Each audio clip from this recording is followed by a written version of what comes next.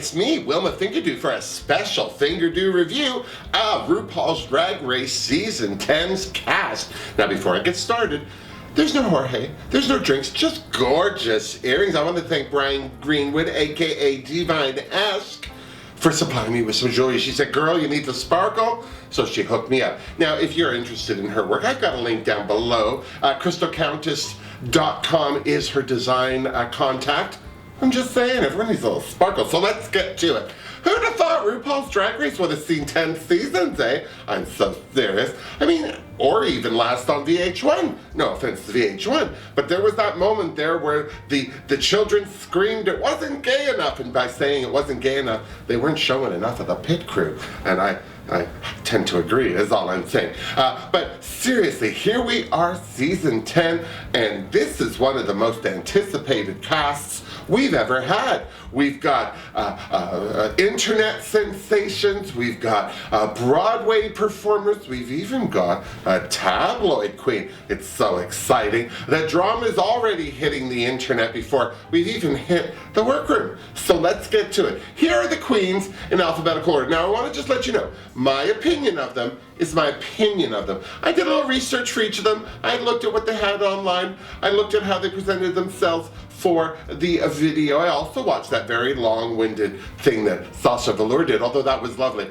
And so my opinion of these girls is based on just how they've presented themselves to the world thus far. How they do in the show is anybody's guess, because as we've seen, everybody handles pressure different. Everybody handles competition different. And some girls rise and some girls scatter beads and hope for the best. So, in alphabetical order, here are the queens.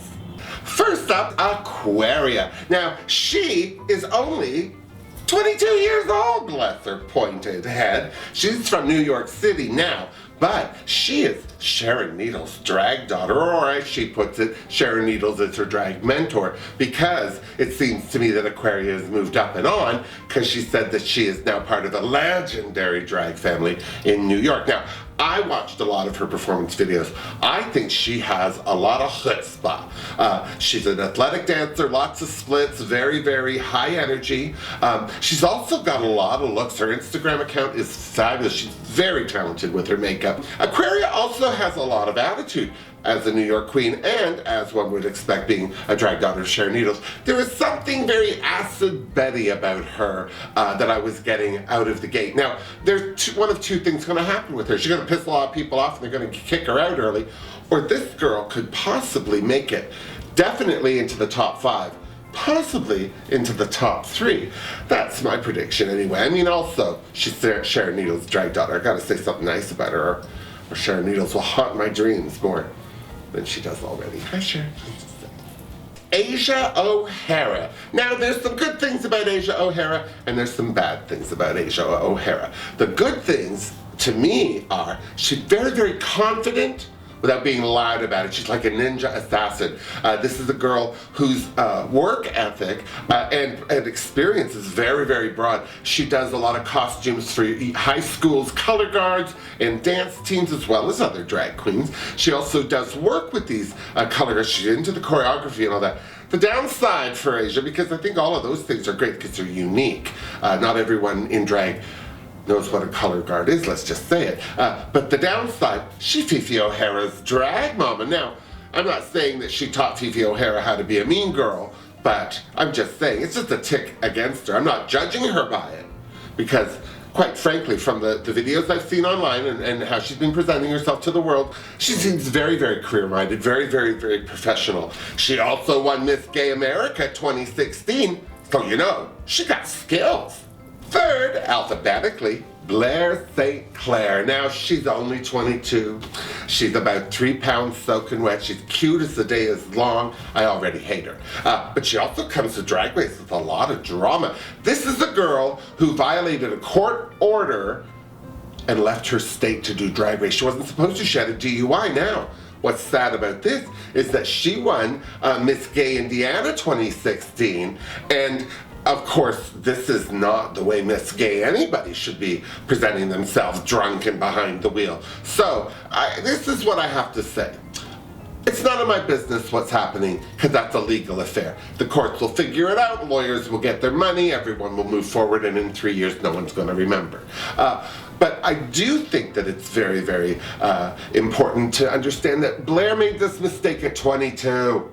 She wasn't 32, she wasn't 42. 22! These are the ages that you're supposed to make these stupid mistakes. And from what I understand, no one was hurt. She just pulled over for being drunk. And let's all bless the children that no one was hurt, because it could have ended wrong. I think the stars were aligned for Ms. St. Clair to learn a very important lesson. That said, she's a retro Broadway queen. She also thinks that that's unique and original, but she won't be the only retro Broadway queen this season. No, there are a couple other girls now.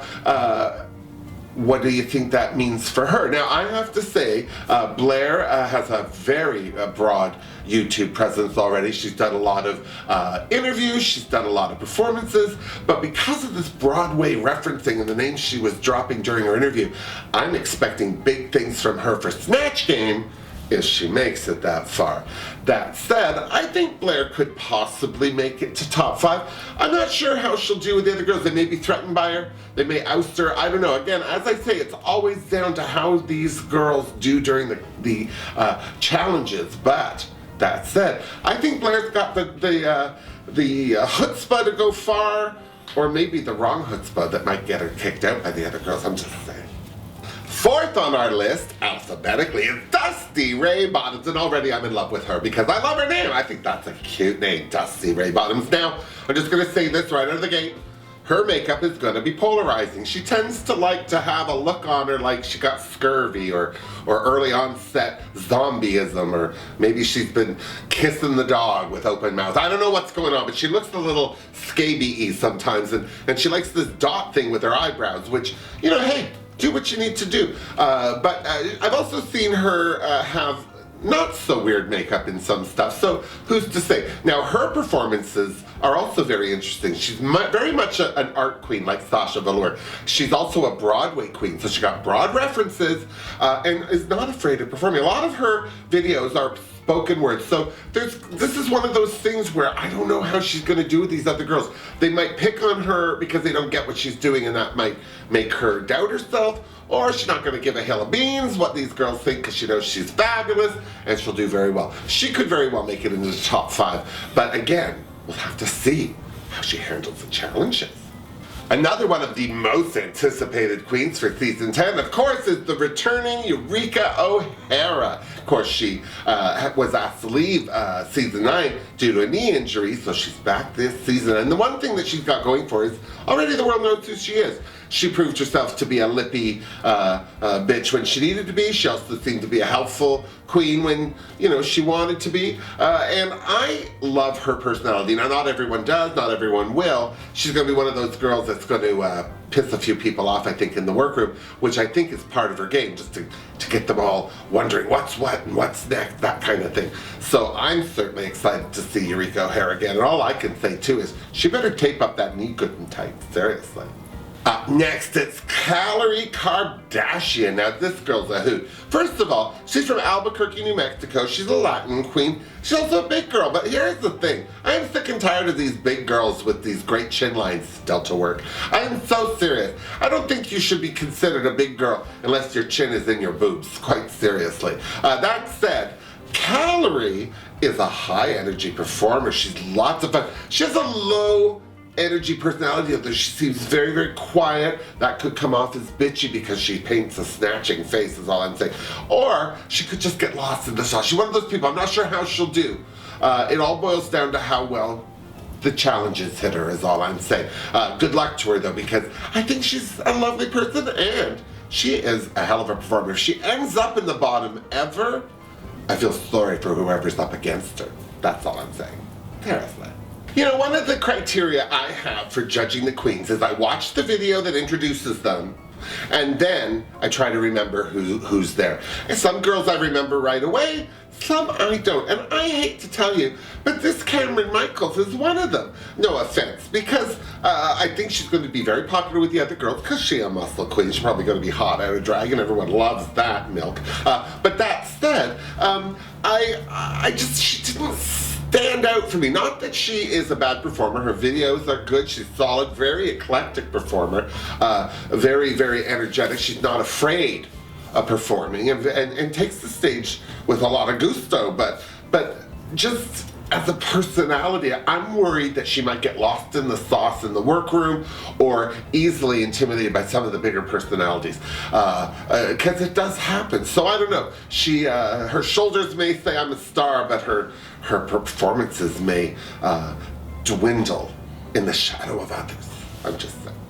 Up 6 is Mayhem Miller. Now, I like Mayhem, but I didn't out of the gate. Now, no offense. Just my first impression of Mayhem, meh. You know, I thought, yeah, okay, sure, all right, she's interesting, yeah, sure. But lots of girls are okay and all right and interesting, I'm just saying. I didn't really, you know, the cutest thing I thought about her was her story about how she got her name because of Tommy Lee's tummy tattoo. But here's the thing. Mayhem Miller hosts the Abby's Brunch on Sunday in West Hollywood and has done for quite some time. This girl is eclectic. She is funny. She is quick. Some of her performances in front of a brunch crowd, these people are eating and drinking mimosas. They're not watching drag. They're busy. Are riveting. I think that this girl is going to surprise the ones that don't know who she is, and the ones that do, which should be most of the cast, are going to be intimidated as heck, is all I'm saying. This girl here could very possibly win it all.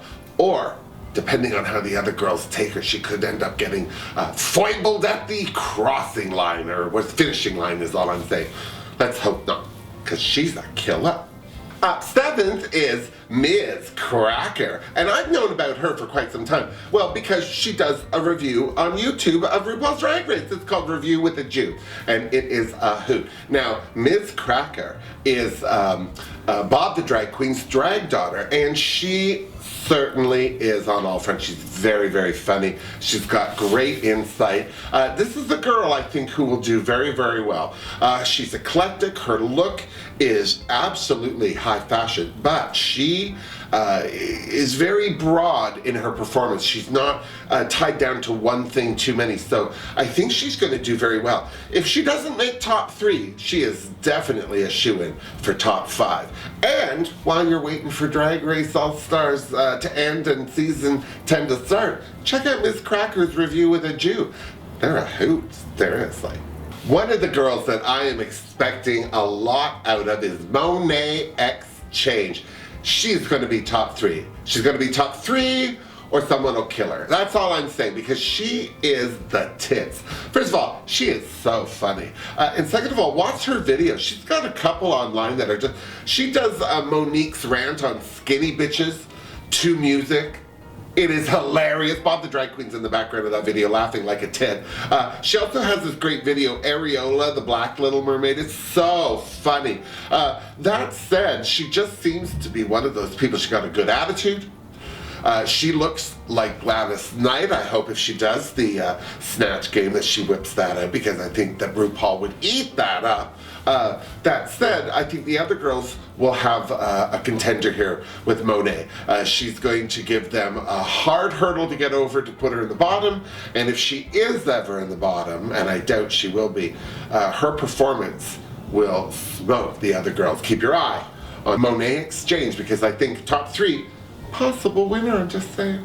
Another girl who I think has the chutzpah to go all the way to the top is Monique Hart. She's loud, she's proud, she's hilarious. Her story about her original drag name being Cutta Bitch is so funny. I kind of am sorry that she did change her name, because I'd call her Cutta. I don't mind yet. Cutta! Give me a beer while you're at the bar, girl. I have no problem yelling that through a bar. I don't care. But Monique Hart, she is a hoot and a half. But this is the thing, and I'm sorry to say it, but I watched a lot of her performance videos, and she's fine. She's fine. She's fine. She's not... I feel like there's a little something lacking in some. Now, let's just say it. These could be off nights, then why post them? These could be bad performances, then who's putting them? Haters. I'm just saying, I don't know why she's coming off in these videos. It's not that she's coming off bad. She's doing fine. but she's doing fine like lots of girls do fine. For Drag Race, you expect a little pop, a little something. And I'm just hoping, against hope, that Monique Hart actually is as great a performer as I would like her to be. Top 5 for sure, top 3 if she steps up that pussy. I hate saying that. One girl who I think is going to have a lot of trouble this season is Vanessa Mateo. She is the drag daughter of Alexis Mateo, who I love. And I just think that Alexis Mateo is, if you're going to have a drag mother, she's going to be the best one. So because Alexis is this girl's drag mother, I'm taking her with a big grain of salt. But I'm just going to go out on a limb now and say that I think Vanessa Mateo is going to get kicked out first. I think people are going to hate her. I think her attitude is going to piss some people off. She's very loud. She's very precocious. She comes off very young. I mean, she's 25. She is young. But still, in drag years, that's at least 40. But I just, with the girls that have a lot of charisma and confidence and are loud, they tend to rub some of the other girls wrong. So my prediction with Vanessa Mateo is she's either going to get kicked out first or she's going to win the whole thing. One of those two things is happening with this girl, and either way, I think it's going to make for a very exciting season to have her part of the crew is all I'm saying. Let's hope she doesn't get kicked out too soon.